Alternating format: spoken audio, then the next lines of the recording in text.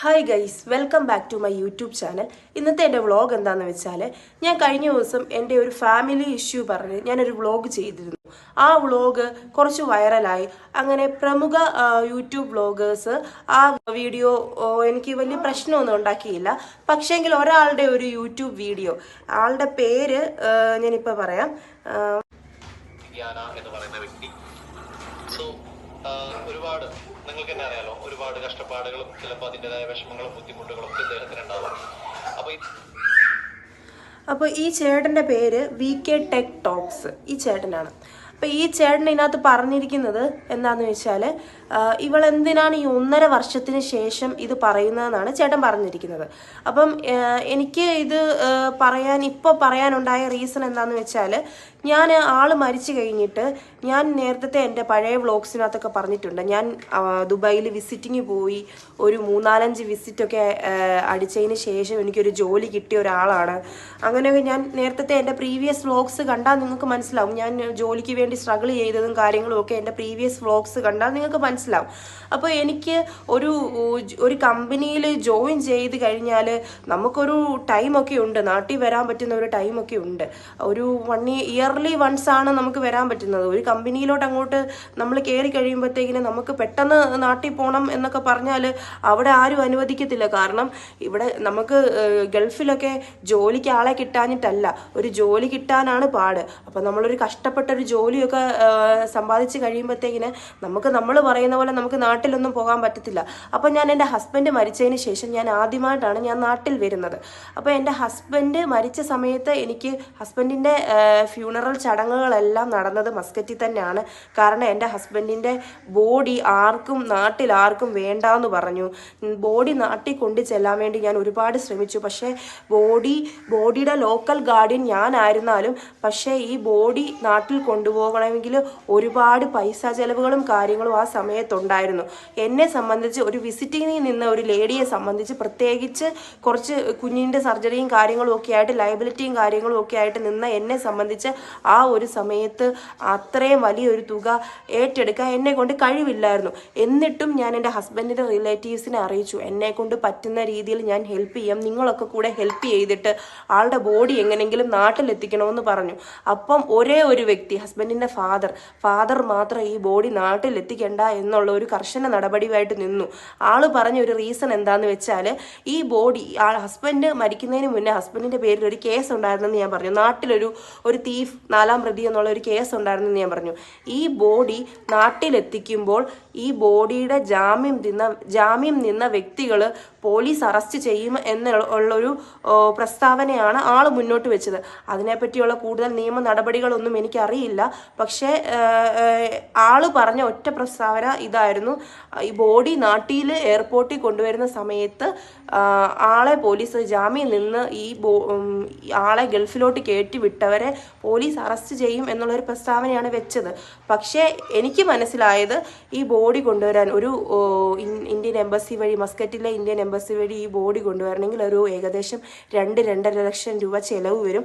ആ ചിലവ് ഇവരെ കൊണ്ട് മുടക്കാൻ പറ്റാഞ്ഞിട്ട് ഇവർ കൊണ്ടുവന്നതാണെന്നുള്ള ഒരു ഊഹമാണ് എനിക്കുള്ളത്. ഈ ഫാദർ പറഞ്ഞത് എത്രത്തോളം വാസ്തവമുണ്ടെന്ന് എനിക്കറിയില്ല. ഇനിയും ഇതിനെപ്പറ്റി, ഇങ്ങനത്തെ നിയമ നടപടികളെ പറ്റി ആർക്കെങ്കിലും അറിയാമെങ്കിൽ അവർ വന്ന് നമ്മളോട് ഷെയർ ചെയ്യുന്നതിൽ ഒരു കുഴപ്പവും. പിന്നെ വേറെ ഒരു കാര്യം എന്താണെന്ന് വെച്ചാൽ, ഞാൻ എന്തുകൊണ്ടാണ് 1.5 വർഷത്തിന് ശേഷം ഇത് വന്ന് പുറത്ത് പറഞ്ഞത് എന്ന് ആ ചേട്ടൻ ചോദിച്ചു. ചേട്ടാ, ഞാൻ ഇപ്പോഴാണ് നാട്ടിൽ വരുന്നത്. നാട്ടിൽ വന്നപ്പോഴത്തേക്കിനാണ് ഈ നാട്ടുകാർ എന്നെപ്പറ്റി മനസ്സിലാക്കി വെച്ചിരിക്കുന്നത്. അതായത് ഈ ഹസ്ബൻഡിൻ്റെ സൈഡിലുള്ള ആൾക്കാർ അവളാണ് ഇതിൻ്റെ കാരണക്കാരി, അവളാണ് ഇതിൻ്റെ കുറ്റക്കാരി എന്ന് പറഞ്ഞ് എന്നെയും എൻ്റെ വീട്ടുകാരെയും മറ്റുള്ളവരുടെ മനസ്സിൽ പറഞ്ഞു വെച്ചിരിക്കുന്ന ആ ഒരു കാര്യം എനിക്ക് സത്യങ്ങൾ എല്ലാവരെയും അറിയിക്കണം എന്ന് തോന്നിയത്. പിന്നെ ആ ചേട്ടൻ ചോദിക്കുന്നുണ്ട്, ഇവൾ ഈ അറബിയുടെ റെക്കോർഡ് ഇട്ടു, ഇതിൻ്റെ ഉദ്ദേശം എന്താണ് എന്ന് ഞങ്ങൾക്ക് മനസ്സിലാകുന്നില്ലെന്ന് പറഞ്ഞു.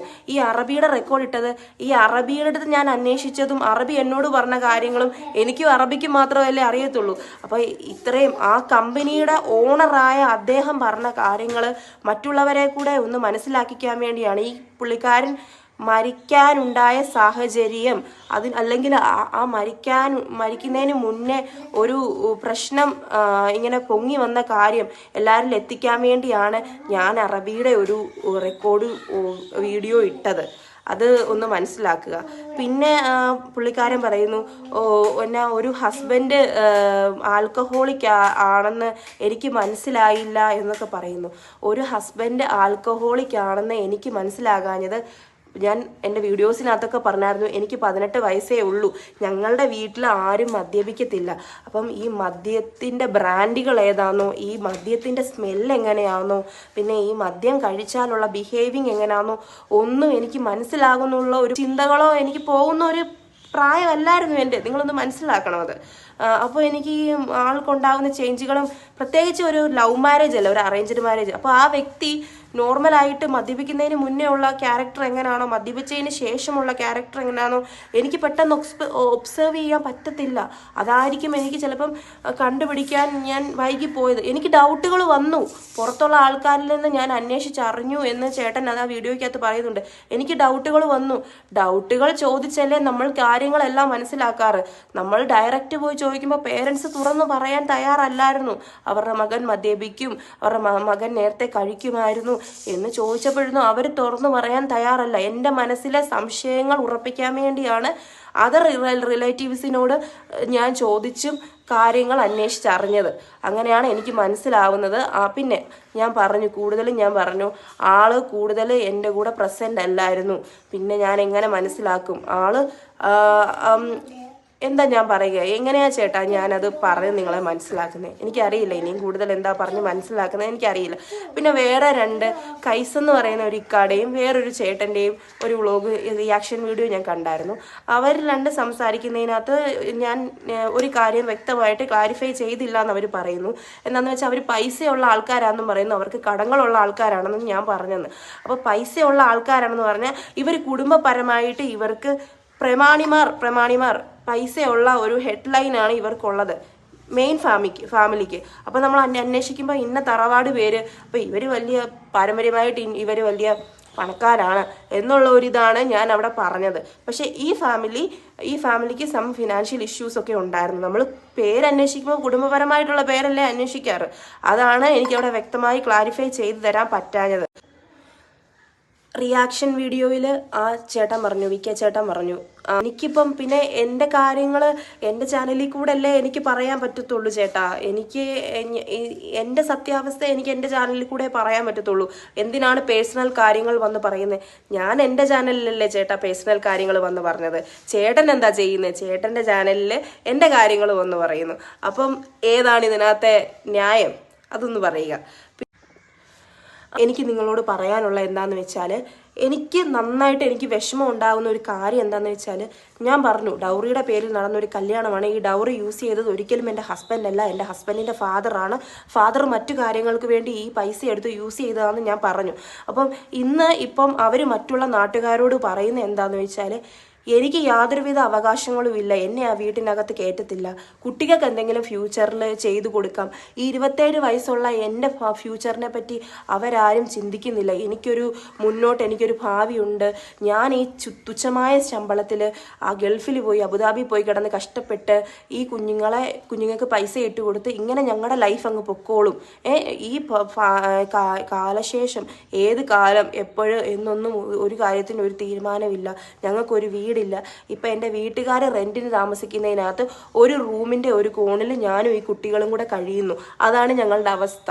അപ്പം നമുക്ക് മാനസികമായിട്ട് ഒരുപാട് പ്രശ്നങ്ങൾ ഇതിനകത്തുണ്ട്. പിന്നെ എനിക്ക് ഇന്നൊരു ജോലി ഇല്ലായിരുന്നെങ്കിൽ ഈ ഭർത്താവിൻ്റെ വീട്ടുകാർ ഞങ്ങളെ താങ്ങണ്ടായിരുന്നോ?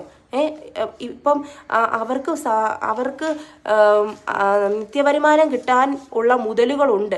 അതിനകത്തുനിന്ന് വേണമെങ്കിൽ ഈ കുഞ്ഞുങ്ങൾക്ക് എന്തെങ്കിലും ചെറുതായിട്ടുള്ള ഒരു വീതം കൊണ്ടുവന്ന് കൊടുക്കാം. പക്ഷെ അവരങ്ങനെ തരാൻ തയ്യാറാകുന്ന വീട്ടുകാരല്ല. ഈ അനീതിയാണ് എനിക്ക് സഹിക്കാൻ പറ്റാത്തത്. ഈ അനീതിയാണ് എനിക്ക് ഇവരോട് എനിക്ക് സഹിക്കാൻ പറ്റാത്തത്.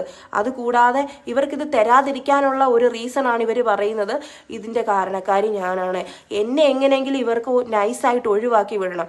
അവരുടെ ഫാമിലിയിൽ നിന്നുള്ള ആൾക്കാരും ആൾക്കാരൊക്കെ ചെന്ന് വന്ന് പറയുന്നുണ്ട്, കല്യാണം കഴിച്ചു പോ, കല്യാണം കഴിച്ചു പോ.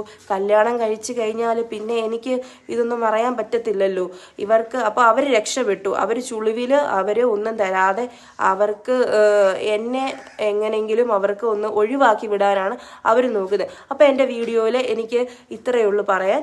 Tata bye.